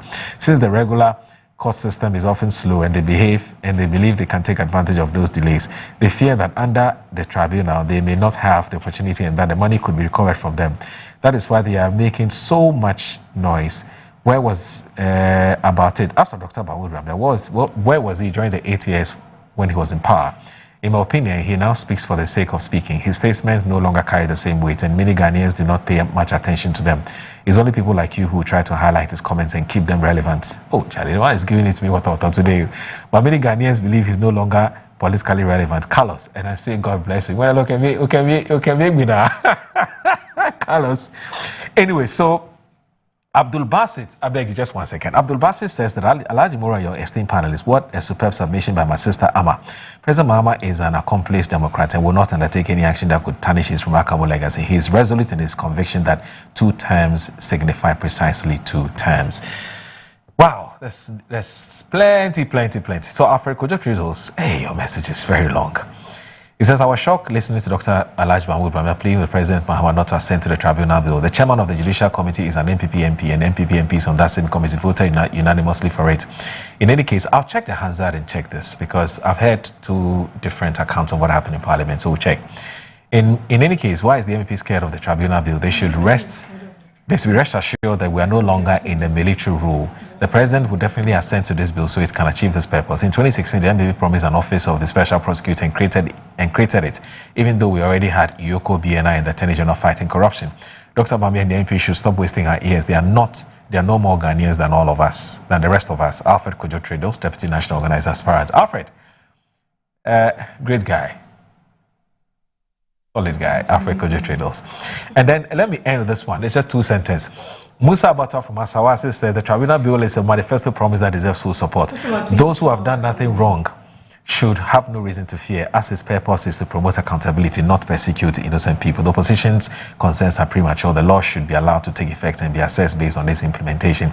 If any shortcomings emerge, they can be addressed through amendments. My regards to Dr. Aboba for aspiring National Vice Chairman of the NDC. Yes. So the tribunals is more important than the 24. Okay. Is that what you're saying? Right. All right. No, I don't understand. So ladies, I'll give you a minute each. What about it? So in conclusion, because we have to do sports and the time is up. Yes. Just to say that I understand the MPP's apprehension about numbers. Okay. You know, it does have a very minority in Parliament, and it tends to make it a little too apprehensive, you know, on issues that require, you know, numbers. The NPP lives in perpetual fear of this administration using its numbers to, you know, override decisions, but nothing in, you know, our present supports that assertion. There's nothing that this administration has done, this executive has done, to, you know, warrant this fear that the NPP seems to have. This administration has been, you know, very compliant with rules, you know, with processes, with the constitution. Okay. it has an overwhelming majority. Ghanaians give this administration overwhelming majority. But this government doesn't look on it as, you know, a weapon to be used against its opposing side at all. Okay. The government has been very, very, very, very, very careful to apply by the rules, by the constitution, and do things always minded by the Ghanaians. So again, rest, there's no issue. Nobody will weaponize numbers. And it comes up all the time. Even in what Dr. Mahmoud Bawumia spoke about, he again referenced numbers. We are always hearing about numbers, and you will know nobody is going to be undemocratic, especially not an NDC, you know, government. Rest. Okay. But also to say that these tribunals, right, at its heart, the fundamental basis of it is adversarial. Okay. It's important that we make that point very clearly. Not inquisitorial, right, as happened in the past. Okay. And this is in black and white. Okay. Adversarial processes require that at the very least you prove guilt beyond reasonable doubt. So again, the apprehension of the opposition that it will be used to jail our people. If your people have committed crimes, they will be jailed. But it's not because it won't be because it happened in a tribunal or it happened in a high court. Or it's just how things work. You know. So instead of preoccupying yourself with an incoming doom that doesn't exist, how about we engage with the black and white of the bill and have conversations on what is in the bill and not our fears and project our fears, you know, into the conversation. All right. Laura. Tomorrow, if Ama and the government want to make this conversation about numbers of the MPP in Parliament, then it's rather unfortunate and insensitive. Like I mentioned, Dr. Bawumia amplified the concerns of TUC and GBA. If you want to ignore those voices just because Dr. Bawumia has amplified it, and he has done his duty as someone who seeks or aspires to lead this nation, he has done his duty as a patriotic Ghanaian, will not sit down for the issue to degenerate or chaos to happen before he speaks up. Because I don't think he's aspiring to be president of this country or to be president of a chaotic country if he becomes president or when he becomes president. So if they want to make it about the MPP and its numbers, if because of the numbers, they think they can bulldoze their way through everything. It's the people's power you are wielding. If you listen to the people, it's up to you. Power corrupts. Absolute power corrupts absolutely. On the issue of the concerns of the TUC, civil society organizations, legitimate. But all of those concerns came before the wedding. So I hope that the wedding has answered, you know, all the concerns that you know, all of these organizations legitimately had. Okay, all right. So thank you, Ama and Laura, for joining us this morning. It's been wonderful talking to the two of you. It's been really, really, really interesting, a very interesting conversation we've had this morning. Thank you. I hope next time Ama can confidently say her boss is interested in succeeding her boss. No, you are more interested in my boss succeeding than my boss is interested in succeeding. She should stop dancing around. Someone just said if they are not careful, it will destroy their party. Her boss wants to succeed. It's time for sports.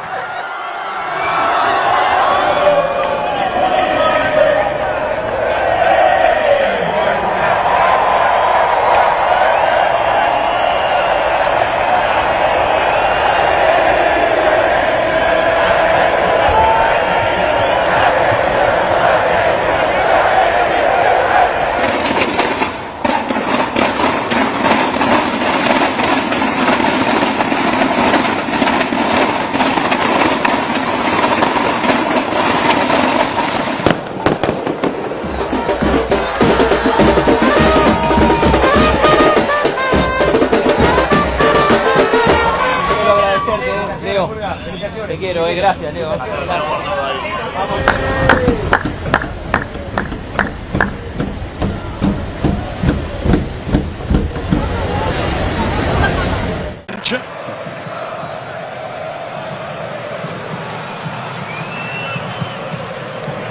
think that's AKA Rocky, or ASAP Rocky, sorry. From the day you were born, here in this place, you belong. You've been disgraced all along. One broke you once, made you strong.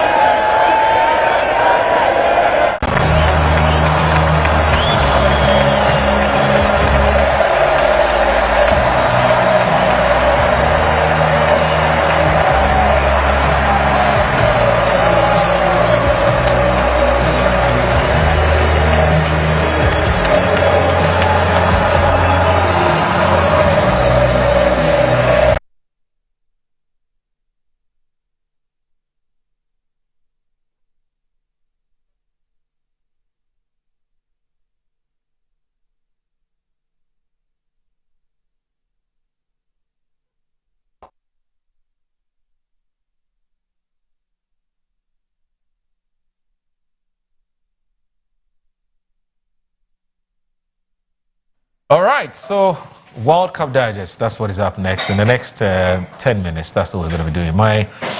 My brother from another mother, that's Ebenezer Amuzu. He's with the Ignite Sports team. He's joined us here. As you do know, Spain have been crowned world champions. They beat Argentina 1-0 in extra time, and the celebrations have continued way into the wee hours of the morning. It's been massive, and Eben, yes, sir. Did you predict a Spain win? Yes, you predicted a Spain win. My favorite, that was France. Were out. Then I predicted Spain was going to win. But the last time I came here, that's what I said. Yeah. But the game from the beginning was very rocky. It was very patchy. I mean, 7 yellow cards against Argentina. There was 1 red card. Yeah.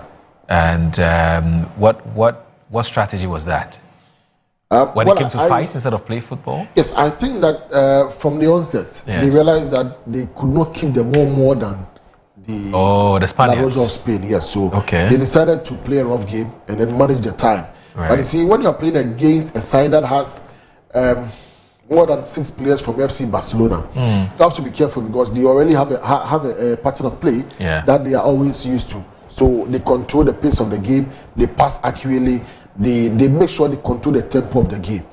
And I think that is what contributed to the fact that the Argentines had to go in hard to unstabilize them, to distort them and to make them lose their focus. But they maintained it and they kept their focus on what they were doing. They didn't lose the tactical strength that they had.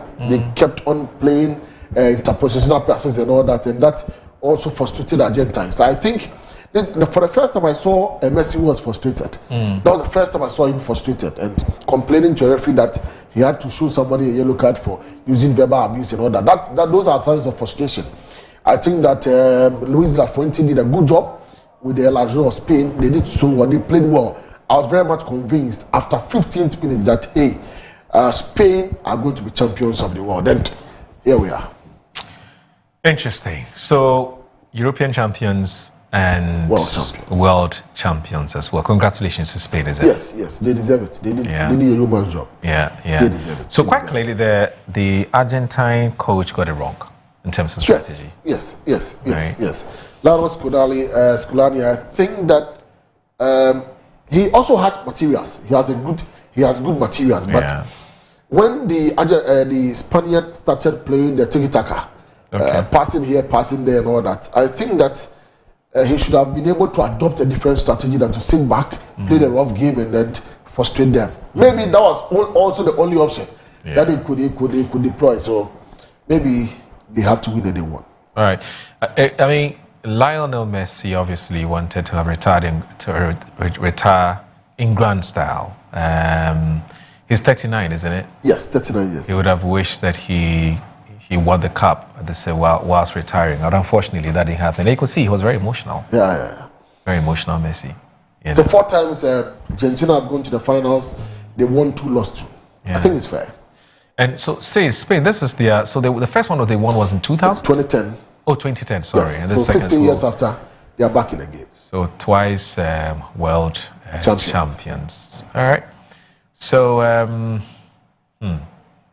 so what else? What are you going to share with us as far as this yesterday's game was concerned? Well, there was a bit of Ghanaian feel when Nico Williams, you understand, his parents, Ghanaian parents were at the stadium.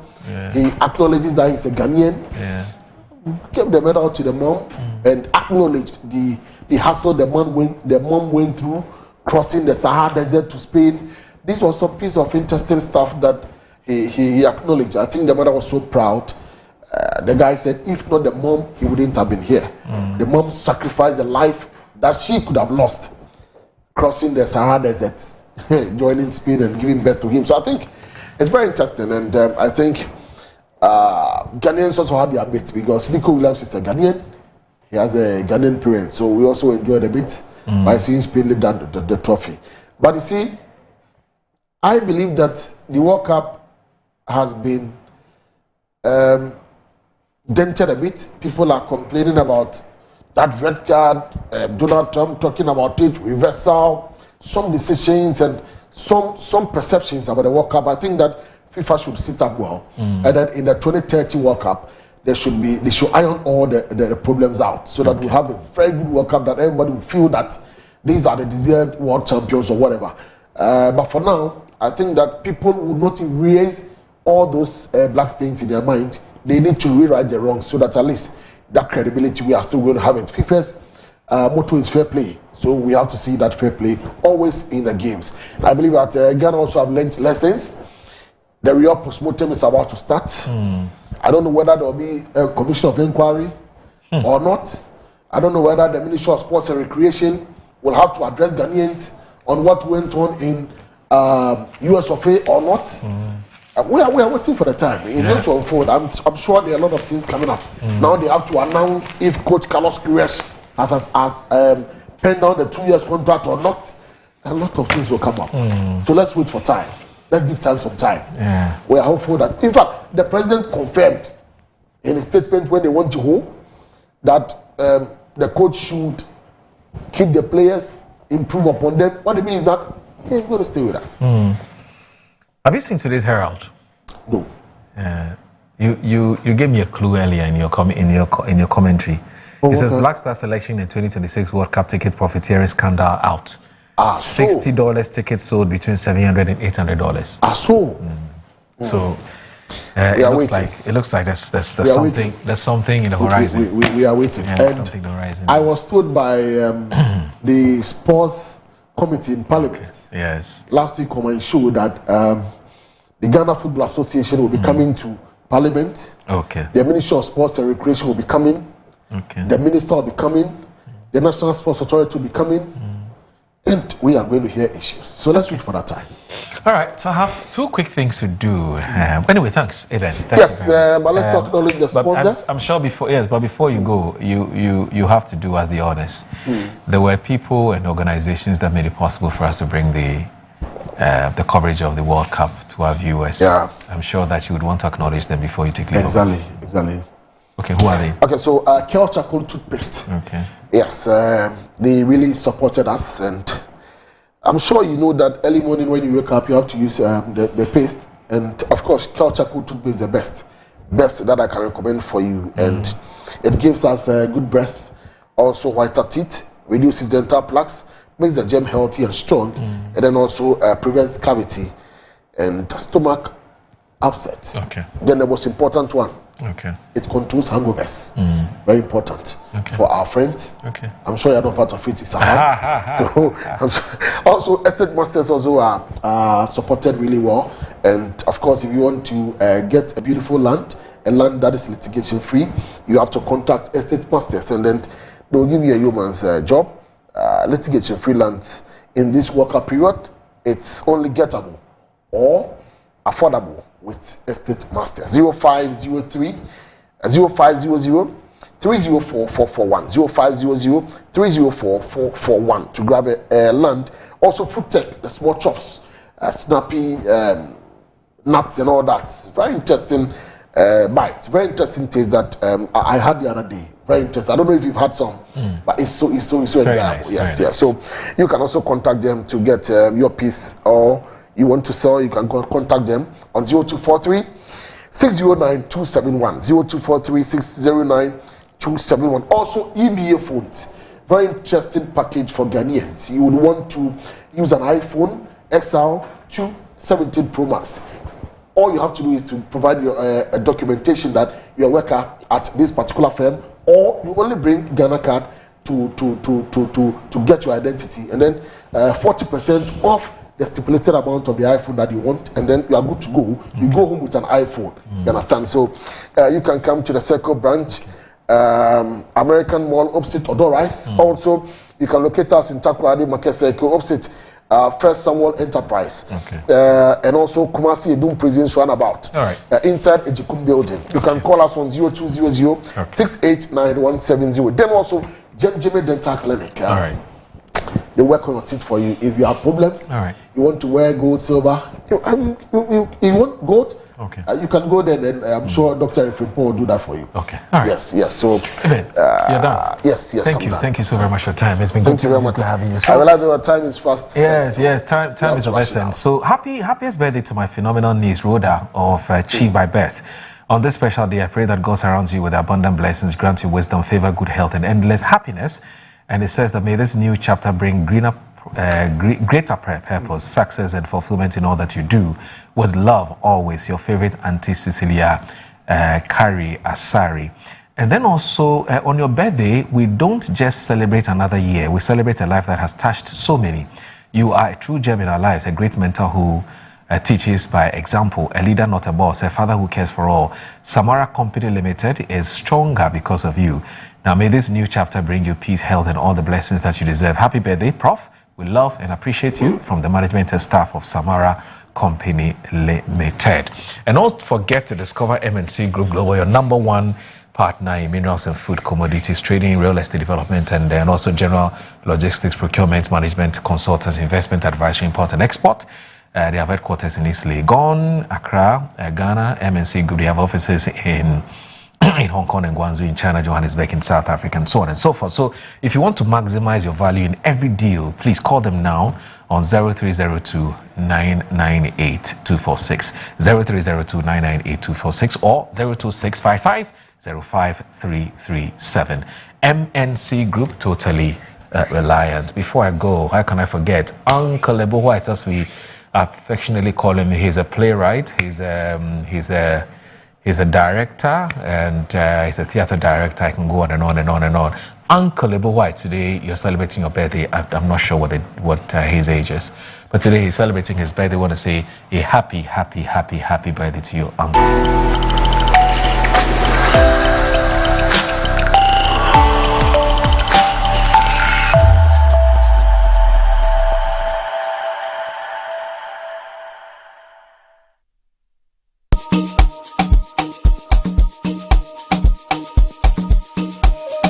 Welcome to GH Schools, your #1 training institute that offers practical-based tuition in media and a variety of skill acquisition-related areas. At GH Media School, we